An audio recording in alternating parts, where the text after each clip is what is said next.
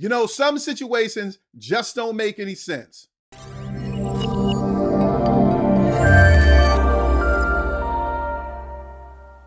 What's up, everybody? Welcome to another episode of Sermon at 7, your daily dose of inspiration and the place where we prove beyond the shadow of a doubt that it's possible to receive a mighty word from God in a short period of time. I'm your host, Pastor Tim. Listen, this video is going to be different than the other videos that I post. You probably were wondering what WWYA Elijah meant in the title of this video. Those letters stand for What Would You Ask Elijah? And the premise behind this video is this. In scripture, you often come across individuals who find themselves in situations that they handle in one way or another. And in your mind, you're thinking, man, if I could ever meet that person, I would want to ask them, what were you thinking?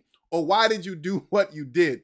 That's the premise behind this video. So I'm going to take an episode out of the life of Elijah and tell you the question that I would have asked him. But before I do that, let me take a moment to encourage you to subscribe to my channel, give this video a like, and especially at the end, leave me a comment because I really want to know what your thoughts were behind what I'm going to share with you on today. Now, let me share with you the particular passage of scripture that I'm talking about. And again, I'm not going to show the passage. I'm just going to tell you where you can go to find it.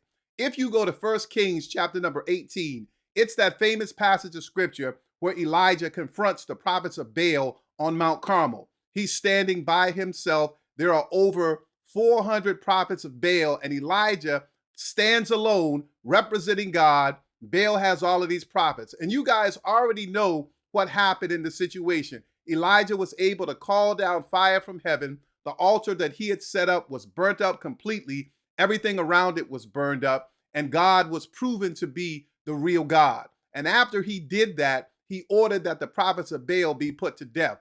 That's 1 Kings chapter 18. But then if you jump over to 1 Kings chapter 19, Jezebel, who was the queen, threatened Elijah because he had killed her prophets. And the text said that when she threatened him, he ran for his life. Now, the question that I would love to have asked Elijah if I ever had the chance to meet him is this one. What were you thinking? Why in the world would you run from this woman just because she threatened you? If I could get into Elijah's head, if he was sitting next to me right now, I would ask him, Elijah, help me understand. Bruh, you've just called down fire from heaven. In fact, before you called down fire from heaven, God had fed you in the midst of a drought, sent you bread in the morning, sent you meat at night. Then when the brook dried up that you were staying at, he sent you by a widow's house and he was feeding you there.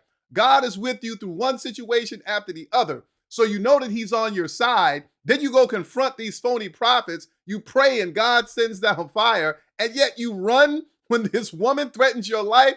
What were you thinking? Why in the world would you run? That's my question that I would ask him. Now, I know that later on when God began to talk to him, God asked him the same question. What are you doing here under this juniper tree? And he goes on to explain, they've killed all your prophets and now they're trying to kill me and I'm the only one that's left. That was the excuse that he gave to God. But certainly, if I could just get into his head, I would say, bruh, that doesn't make any sense. It's not adding up. If I were Elijah, and I'm not, but brothers and sisters, let me tell you something.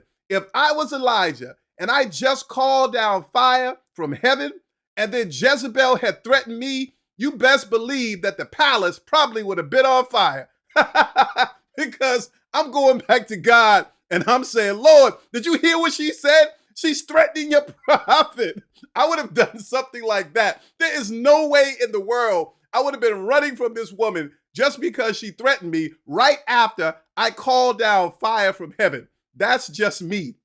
But guys, let me know what your thoughts were. Again, this is going to be a short video, and I'm trying to get some comments to be left in the comment section. Let me know if you had an opportunity to talk to Elijah about this particular situation. What would you ask him? Would you ask him the same question that I would have, or would you have had another one that you would have presented to him? Let me know in the comment section. And before you leave, take a moment to look at one of my other videos because there's information in those that'll probably bless your soul as well. Remember, subscribe to the channel, give me a like on this particular video, and I'll talk to you guys real soon. God bless you.